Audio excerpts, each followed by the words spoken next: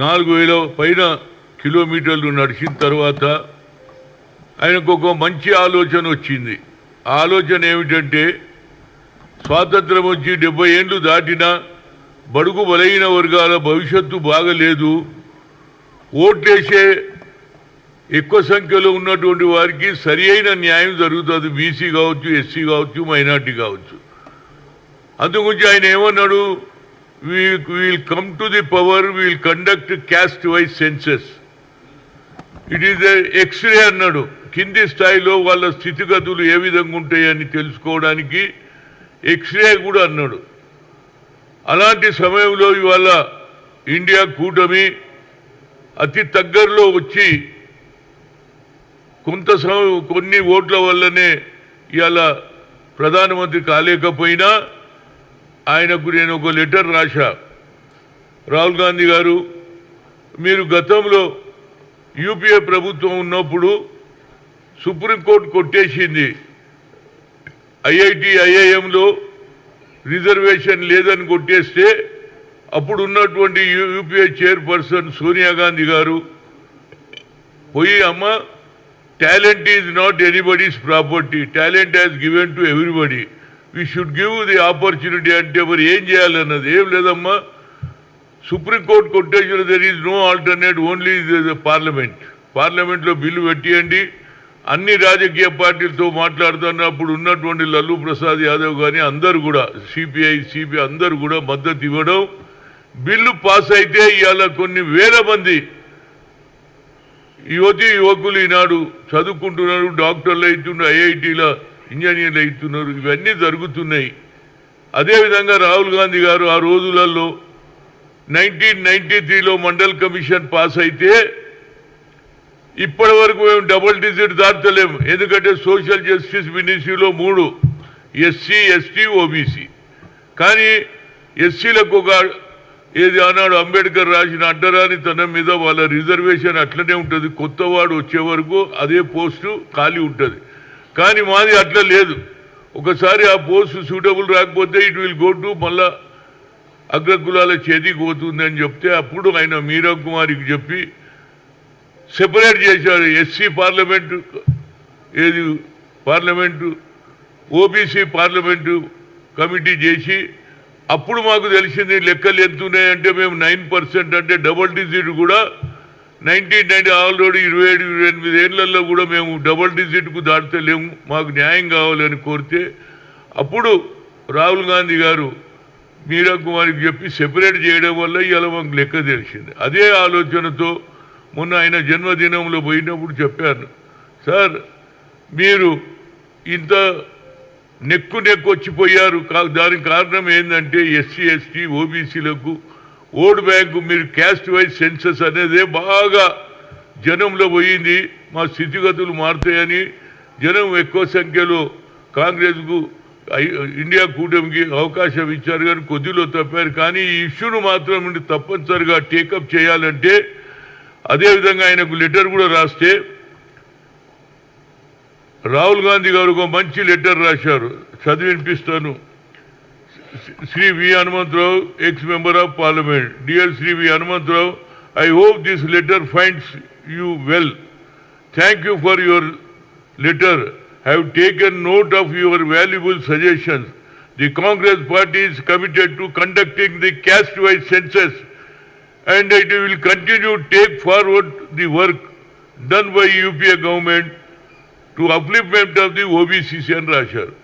ఇంత చక్కటి లెటర్ ఆయన రాసిందంటే this is a commitment of Indira Gandhi కుటుంబంలో ఒక మాట ఇస్తే ఆ మాట మీద ఉంటారు. అదే నరేంద్ర మోడీ 10 ఏళ్ళున్నా 3 సార్లు కలిసిన ఎంపీలమందరం కలిసిన 80 మంది దానిక కలిసిన ఆయన క్యాస్ట్ వైజ్ సెన్సర్ చేయలే, ఒక సెపరేట్ మినిస్ట్రీ కూడా చేయలేదు. మా జనాభా ప్రాతిపదికంగా మేము ఒక సెపరేట్ మినిస్ట్రీ చేయాలంటే కూడా అది కూడా చేయలేదు. దానివల్ల ఇవాళ మాకు నష్టం జరుగుతుంది. రాహుల్ గాంధీ న్యాయం చేయగలుగుతాడు అనేది నా ఉద్దేశం. ఆయన అపోజిషన్ లీడర్గా డెఫినెట్గా ఉంటాడు. మనం మెయిన్ అపోజిషన్ ఇండియా కూటమి కాబట్టి తప్పనిసరిగా పార్లమెంట్లో బిల్లు పెట్టాలి. అందరూ అంటున్నారు, ప్రతి దగ్గర కూడా రోజు పొద్దున్న లేస్తే పేపర్ తీస్తే బీసీ సంఘాలు మీటింగ్లే పెడుతున్నారు. చట్టసభల్లో రిజర్వేషన్ రావాలి 50% అంటున్నది. ఎప్పుడైతుంది? క్యాస్ట్ వైజ్ సెన్సస్ చేస్తేనే అవుతుంది. దానికి ఆయన కట్టుబడి ఉన్నాడు. దీని గురించి నేను ఓబీసీ ఎంపీస్ కన్వీనర్గా యావత్ భారతదేశంలో అన్ని దగ్గర కూడా తిరుగుతా. పార్లమెంట్ సమావేశంలో ప్రతి ఎంపీ దగ్గర పోతాం. న్యాయం చేయంట్రా బాబు. ఎవరండి? మా జనాభా ఎక్కువ సంఖ్యలో ఉన్నది కాబట్టి ఈ బిల్లు పెడితే ఎవరు కూడా వ్యతిరేకం చేయరు అనేది నా ఉద్దేశం. ఇర్రెస్పెక్టివ్ ఆఫ్ పొలిటికల్ అఫిలియేషన్ అయినా బీసీల సమస్య, ఎస్సీల సమస్య వస్తే అందరూ వెనుకకు పోతారు. అరే ఇది న్యాయమైన కోరిక అని గతంలో కూడా నేను ఐఐఎంలో పెట్టినప్పుడు అందరూ భయపడ్డారు. కానీ బీసీల సంఖ్య న్యాయమైన ఇష్యూ అని అందరూ మద్దతు ఇచ్చారు. అదేవిధంగా దీనికి కూడా చేయాలని నేను కోరుతున్నా. తప్పనిసరిగా ఓబీసీ ఎంపీస్ కన్వీనర్గా రాష్ట్ర మొత్తంలో అన్ని ఇక్కడనే కాదు, నేను మొన్న జరిగినటువంటి ఎన్నికల్లో కూడా ఏది బీసీ సమావేశాలు పెట్టాం. అదేవిధంగా గతంలో ఏ విధంగానైతే ఓబీసీ ఎంపీల కన్వీనర్గా తిరిగాను అదేవిధంగా యావత్ భారతదేశంలో తిరుగుతాను. ఆయనకి లెటర్ కూడా రాశాను. దీని ద్వారా మాకు న్యాయం జరుగుతుంది అనేది నా ఉద్దేశం. ఎందుకంటే ఎప్పటి వరకు అయితే క్యాస్ట్ వైజ్ సెన్సస్ చేయరో మా సంఖ్య తెలియదు. ఎక్కడ పోయిన సంఖ్య ఎంత ఉండదు అంటున్నారు. అదే నరేంద్ర మోడీ ఉన్న క్యాబినెట్లో ఆనాడు ఉన్నటువంటి రాజ్నాథ్ సింగ్ హోమ్ మినిస్టర్ కూడా అన్నాడు, మేము క్యాస్ట్ వైజ్ సెన్సర్ 2008లో అన్నాడు. ఇప్పటి వరకు చేయలే. నరేంద్ర మోడీ తనకు తాను ఓబీసీ అంటాడు కానీ ఒక్క ఓబీసీకి న్యాయం చేయలేడు. కాబట్టి అది కేవలం రాహుల్ గాంధీ తోటే సాధ్యమవుతుంది. దానికి తప్పనిసరిగా being a former OBC MPs కన్వీనర్గా నేను ఫైట్ చేస్తాను. ఢిల్లీలోనే కాకుండా ఇతర రాష్ట్రాలలో తిరిగి రాహుల్ గాంధీ సందేశం ప్రతి దగ్గర కూడా పంపిస్తానేది నా ఉద్దేశం. దీని మీద తప్పనిసరిగా న్యాయం జరగాలంటే అది ఇండియా కూటమితో అవుతుంది. అన్ని రాజకీయ పార్టీలను కూడా కలుస్తాను. పొలిటికల్ అఫిలియేషన్ ఏమని ఉండని మాకు అన్యాయం జరుగుతుంది, మాకు మద్దతు ఇస్తారా లేదా అని అందరినీ జమ చేసి పార్లమెంట్లో బిల్లు పెట్టితే తప్పనిసరిగా పాస్ చేయడానికి అందరూ కూడా ముందుకు వస్తారనేది నాకు గట్టి నమ్ముకున్నది. దీన్ని తెలంగాణలో ఆంధ్రలో అన్ని దగ్గర కూడా తిరుగుతా. వాళ్ళకు కూడా అన్ని సమావేశాలు పెట్టి రాహుల్ గాంధీ ఒక్కడే బడుగు బలైన వర్గాల గురించి ఆలోచన చేసే ఏకైక వ్యక్తి అంటే అది రాహుల్ గాంధీ. ఎంత కమిట్మెంట్ తోటి లెటర్ రాశాడు చూడండి. అంటే ఆయనకు లోపల ఒక తపన ఉన్నది. ఈ పేదవాళ్లకు న్యాయం చేయాలి. ఏ విధంగానైతే ఇందిరాగాంధీ భూ సంస్కరణ అమలు చేసి దున్నేవాడికే భూమి అని, అదేవిధంగా 20 అంశాల కార్యక్రమం అదే జెనెటిక్స్ ఉన్నది కనుక, అదే రక్తం ఉన్నది కనుక ఆయన కూడా న్యాయం చేస్తాడు. ఫ్యూచర్లో తప్పనిసరిగా బడుగు బలైన వర్గాలకు న్యాయం జరగాలంటే రాహుల్ గాంధీ ప్రధానమంత్రి అయిన రోజే నిజమైన న్యాయం జరుగుతుంది, నిజమైన వారికి న్యాయం జరుగుతుంది. దాని గురించి నా తీవ్ర ప్రయత్నం చేస్తా. ఊరూరు తిరుగుతా. ఏది ప్రతి రాష్ట్రంలో నాయకులను కలుస్తా, బీసీలను కలుస్తా. తప్పనిసరిగా ఈ క్యాస్ట్ వైజ్ సెన్సస్ చేయాలి. దాంతోపాటు ఎన్నికలు పెడితే మనకు సరి అయిన ప్రతిఫలం వస్తుంది. రాజ్యాధికారంలో బీసీలకు కూడా న్యాయం జరుగుతుంది అనేది నా ఉద్దేశం. దీంతోపాటు ఒక చిన్న ఇష్యూ, మూలచాలపల్లి గ్రామం అనేది ఏది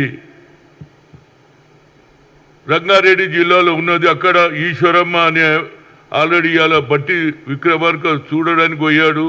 అదేవిధంగా నాగన్న అనే మనిషిని చెంచు వాళ్ళను చంపేసి అక్కడ 1998లో ఐటీడీఏ ఇచ్చిన 1 ఎకరం భూమి కూడా ల్యాండ్ వాల్యూ పెరిగింది కాబట్టి వాళ్ళని బెదిరిస్తున్నారు. భూములు చేయకపోతే ఆఖరికి చంపేసి యాక్సిడెంట్ కేసు కూడా పెడుతున్నారు. రేపు నేను తప్పనిసరిగా ఆ ప్రాంతానికి పోతా.